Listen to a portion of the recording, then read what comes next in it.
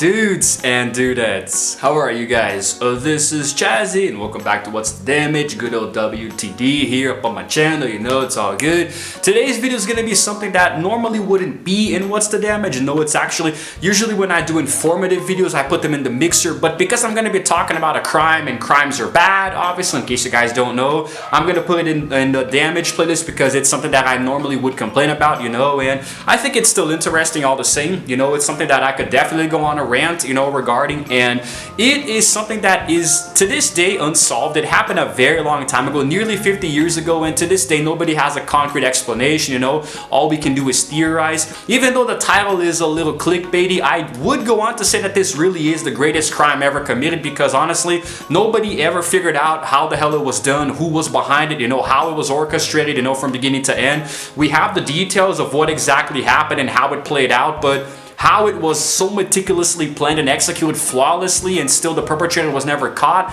is just, you know, for lack of a better term, amazing, you know. It's just crazy, and I am really excited to talk about it, you know. And while trying to do research and putting together sort of like a script of sorts, it got a little confusing because there's a lot of information. But basically, I'm going to give you a basic rundown, okay? In however long this video is in minutes. So this happened on November 24th, 1971, okay? Way back when air hijacking was actually, unfortunately, very common, I think, you know? I think that a lot of people, when they go on flights, they are afraid of their plane being hijacked, you know? I think that it's sort of like a, I don't know, it's like a primal fear that we have, because there have been a few very famous and deadly hijackings, like the 9/11 terrorist attacks, you know, and a few others as well. But like, I think that, like, in this case here, why doesn't somebody hijack these goddamn motorcycles and freaking run them? Anyway, so today we're gonna be wow, it's like my mind erased back to the beginning of the video. Today we're gonna be blah.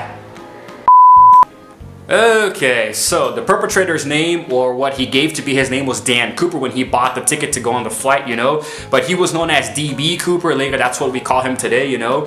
It's a media epithet, you know, because he is to this day unidentified and nobody knows who the hell this guy is, and he hijacked a Boeing 727 aircraft, you know, in the US, you know, in the airspace between Portland and Seattle in the afternoon. Now, what was strange about this whole thing is that stupid freaking mirror.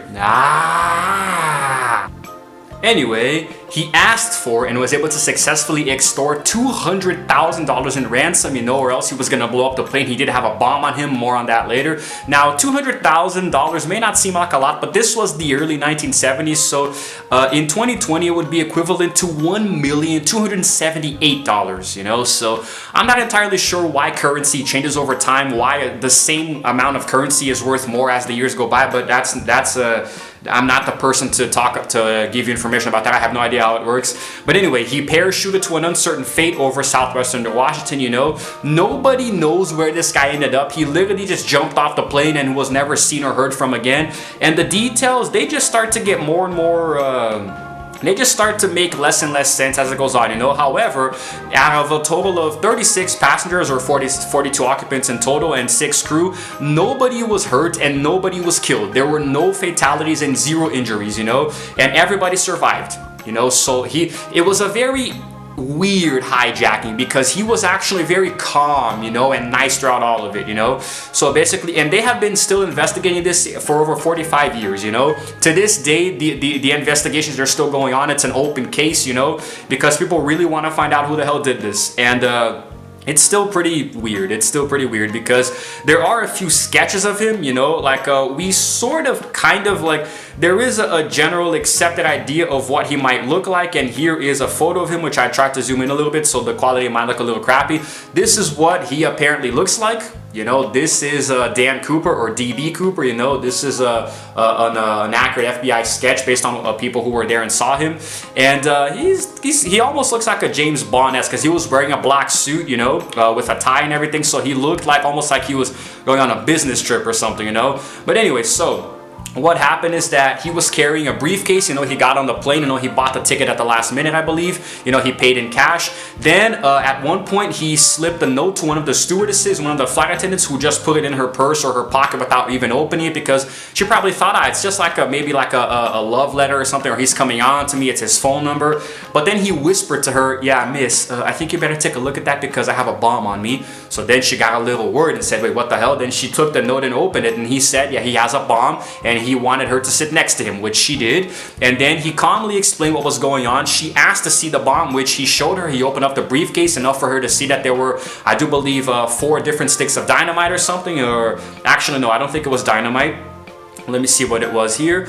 Okay, 8 red cylinders, you know, 4 on top of 4, you know, attached to wires, this and that, large cylindrical batteries. So whether it was real or not, nobody knows, but you're not gonna think at the time, you know, you're gonna panic and think, yeah, this is real, I'm gonna freaking die if I don't obey this guy. So he very calmly talked to her, you know, and asked what he wanted. You know, he asked her to alert the people there, the captains, you know, which she did.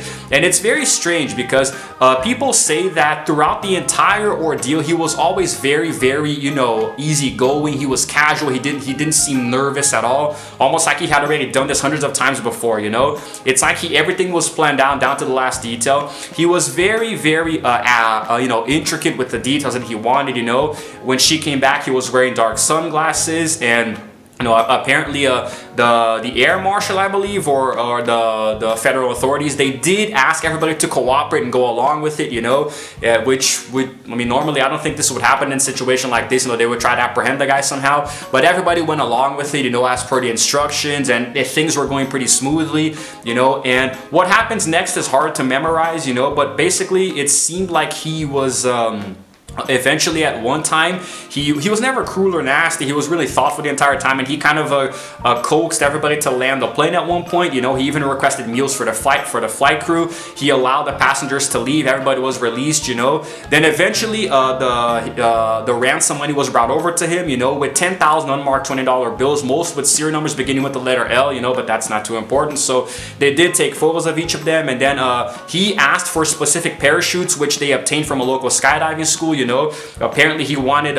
regular civilian parachutes that had the manual ripcords, you know, so he could actually manipulate it better, I believe. So he asked for that as well, you know. The details were very slowly fleshed out. He asked for very specific things in specific orders, you know, and he was given them, you know, with little to no resistance at all, which honestly, I mean, it almost seems like this whole thing was set up, wasn't it? I mean, come on, just think about it. You know, everything went so smoothly and perfectly, you know, without a single flaw at all. And his master plan was executed so well that nobody even, like, it took, like, I don't know, they're still investigating to this day and nobody ever found anything out. It just seems like it could have been a setup. It's just a theory, okay?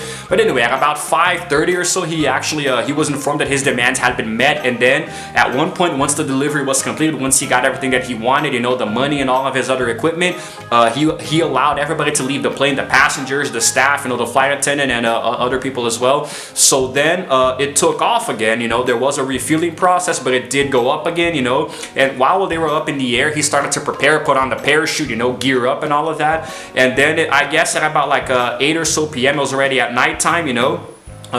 That's when nobody was really keeping eye on him. Nobody was keeping tabs on him. Nobody saw what he did, but there were a few signals in the plane that indicated that, you know, the door was being open, you know, and it was depressurized. A few things like this, you know, some technical terms. And then there was like sort of like a small jolt, you know, upon where they confirmed, you know, that he wasn't, you know, on the plane anymore. He was absent, so he jumped off with the parachute, you know. Now, obviously, a lot of people immediately searched the area. Everybody was looking for the guy, you know. And there was an armed search, you know, down there, and everybody tried really hard, you know. The feds, now the police really got involved fully, you know. Everybody tried to find out where the hell he went, where he may have landed, you know. And it took forever, you know, for them to even get a lead, you know, for the details to be a little bit more fleshed out. And to this day, he was never caught, you know. So there are a lot of different, you know, theories and hypotheses, you know. There are a few possible suspects, you know. But basically, I mean, I don't know, maybe he was Canadian or something. He was somebody who had a grudge against the U.S. airlines, even though he claimed not to, you know.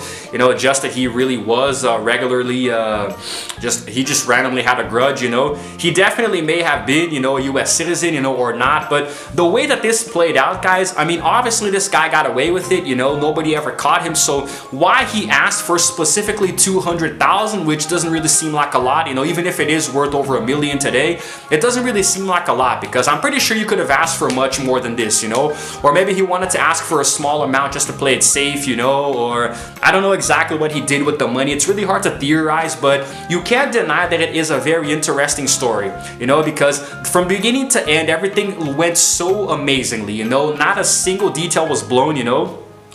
He was very calm throughout the whole thing with the flight attendants, you know, nobody suspected a thing. The passengers were informed that there was a slight mechanical difficulty, a small mechanical problem, so they were going to be delayed a little bit. Nobody on the plane suspected a thing, you know. The air marshals were called up, the officials, the police, the authorities in general, you know. They gave him the money, they gave him the parachutes, you know. Then everything went well, the plane landed, the passengers, everybody left, you know, and then the plane took off again. He jumped off and nobody died, nobody was hurt, you know. But he did steal money, and I just can't wrap my head around this, you know. How the hell if every criminal was like this, then the world would obviously be a much better place. There would still be crimes, money would still be stolen, but no innocent blood would be shed, you know. I mean, it could have been worse. It could have hijacked the plane and blown it up or something, or crashed it into a building like we had with 9/11, you know. So, I mean, you guys have to consider that in the best case scenario, he got away with the money and nobody was hurt, you know. To this day, imagine the people who were on the plane, the passengers who later found out what happened. Like, man,